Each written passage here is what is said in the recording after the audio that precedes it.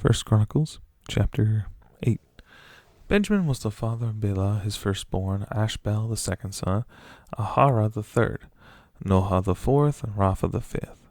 The sons of Bela were Adar, Gera, Abihud, Abishua, Naaman, Ahoah, Gera, Shevophan, and Huram.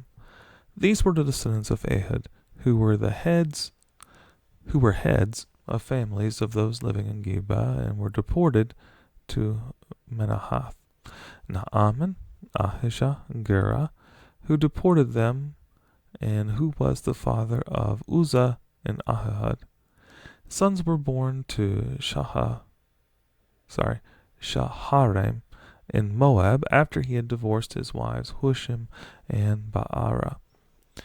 By his wife Hodesh he had Jobab, Zibiah, Mesha, Malcolm, Jeuz, Sakiah, Mirma. These were his sons, heads of families. By Hushim he had Abitub, Elpaal. The sons of Elpaal, Eber, Misham, Shemed, who built Ono and Lod with its surrounding villages, and Beriah and Shema, who were heads of families of those living in Aijalon, and who drove out the inhabitants of Gath. Ahio, Shashak, Jeremoth, Zebediah, Arad, Eder, Michael, Ishpa, and Joha were the sons of Beriah. Zebediah, Meshulam, Hizki, Heber, Ishmari, Isliah, and Jobab were the sons of Elpaal. Joachim, Zikri, Zabdi, Elianani, Ziliathiah, Eliel, Adiah, Beriah, Shimrath were the sons of Shimei. Ishban, Eber, Eliel, Abdon, Zikri, Hanan, Hananiah, Elam, and Thothjah. Ifdiah and Penuel were the sons of Shashak. Shemsharai, Shehariah, Athaliah, Jaarashiah, Elijah, and Zikri were the sons of Jeroham. All these were heads of families, chiefs as listed in their genealogy, and they lived in Jerusalem. Jael was the father of Gibeon. Jael, the father of Gibeon, lived in Gibeon. His wife's name was Maacah, and his firstborn son was Abdon, followed by Zur, Kish, Baal, Ner, Nadab, Gedor, Ahio, Zecher, and Mikloth, who was the father of Shimeah. They too lived near their relatives in Jerusalem. Ner was the father of Kish, Kish the father of Saul, and Saul the father of Jonathan, Malchishua, Abinadab, and Eshbaal.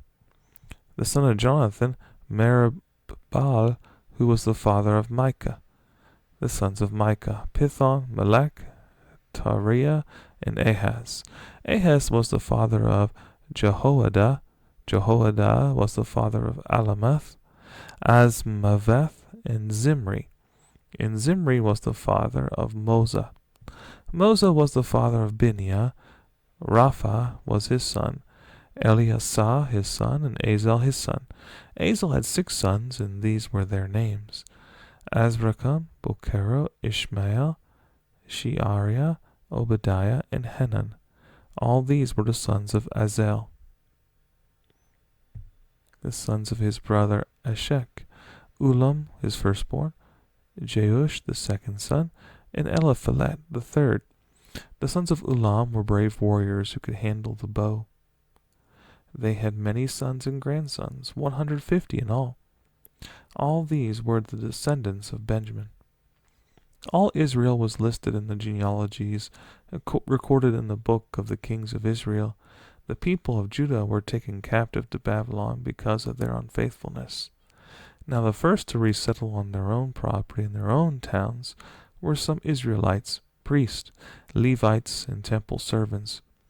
Those from Judah, from Benjamin, and from Ephraim and Manasseh who lived in Jerusalem were Uthai, son of Ammihud, the son of Omri, the son of Imri, the son of Bani, a descendant of Perez, son of Judah.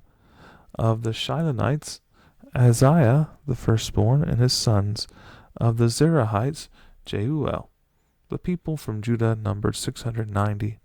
Of the Benjamites, Salu, son of Meshullam, the son of Hodaviah, the son of Hasenua. Ibneiah, son of Jeroham, Elah, son of Uzi, the son of Mikri, and Meshullam, son of Shephatiah, the son of Reuel, the son of Ibnijah. The people from Benjamin, as listed in their genealogy, numbered 956. All these men were heads of their families.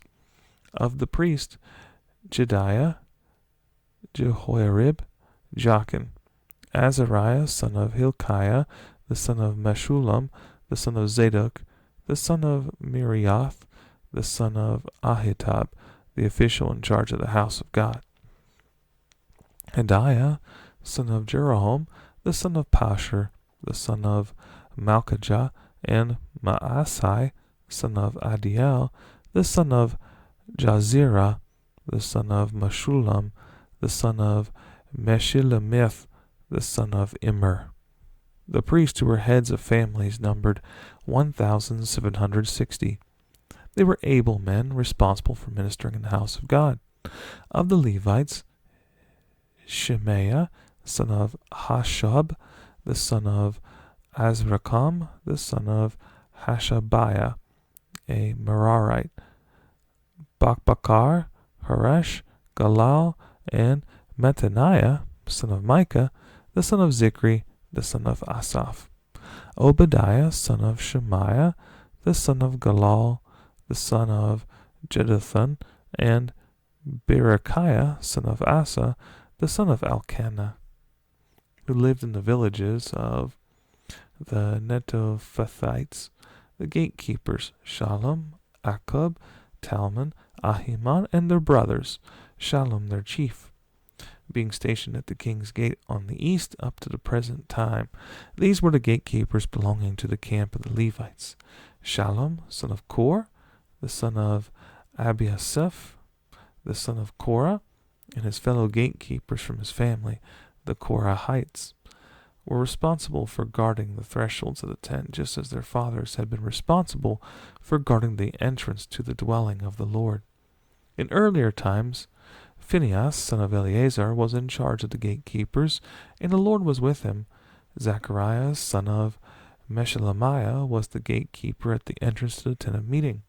Altogether, those chosen to be gatekeepers at the thresholds numbered 212. They were registered by genealogy in their villages. The gatekeepers had been assigned to their positions of trust by David and Samuel the seer.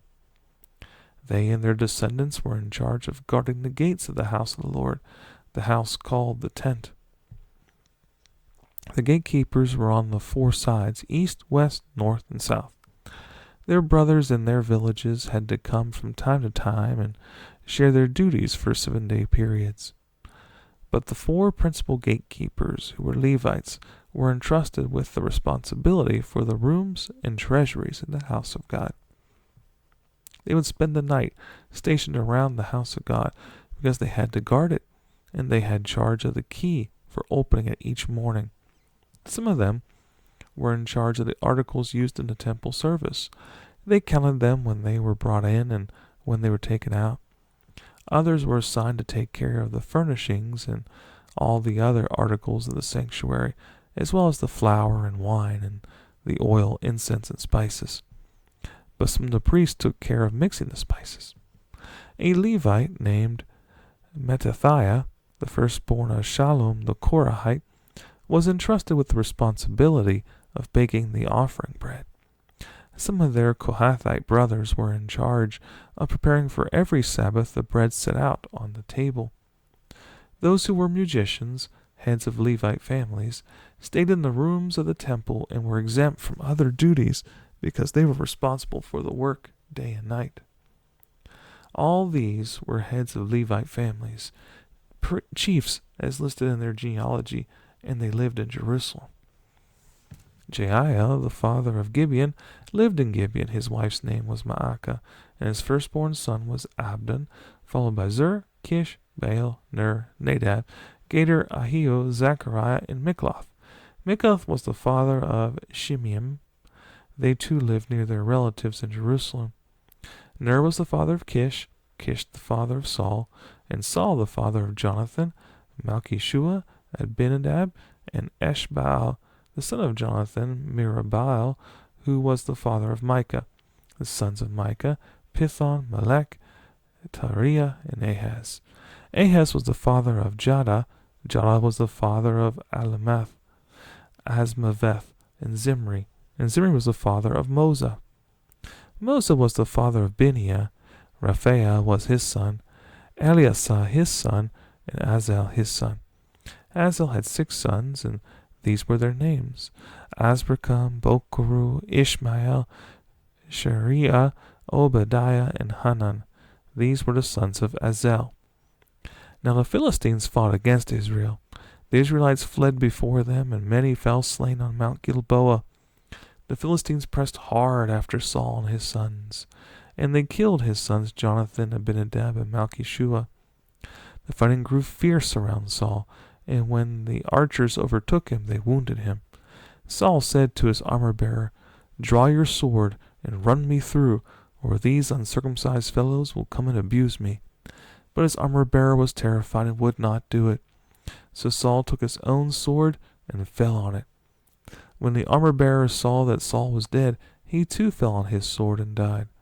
So Saul and his 3 sons died, and all his house died together.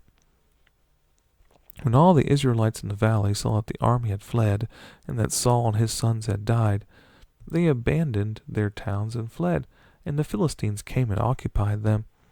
The next day, when the Philistines came to strip the dead, they found Saul and his sons fallen on Mount Gilboa. They stripped him and took his head and his armor, and sent messengers throughout the land of the Philistines to proclaim the news among their idols and their people. They put his armor in the temple of their god, and hung up his head in the temple of Dagon. When all the inhabitants of Jabesh Gilead heard of everything the Philistines had done to Saul, all their valiant men went and took the bodies of Saul and his sons, and brought them to Jabesh. Then they buried their bones under the great tree in Jabesh, and they fasted 7 days. Saul died because he was unfaithful to the Lord. He did not keep the word of the Lord, and even consulted a medium for guidance, and did not inquire of the Lord. So the Lord put him to death, and turned the kingdom over to David, son of Jesse.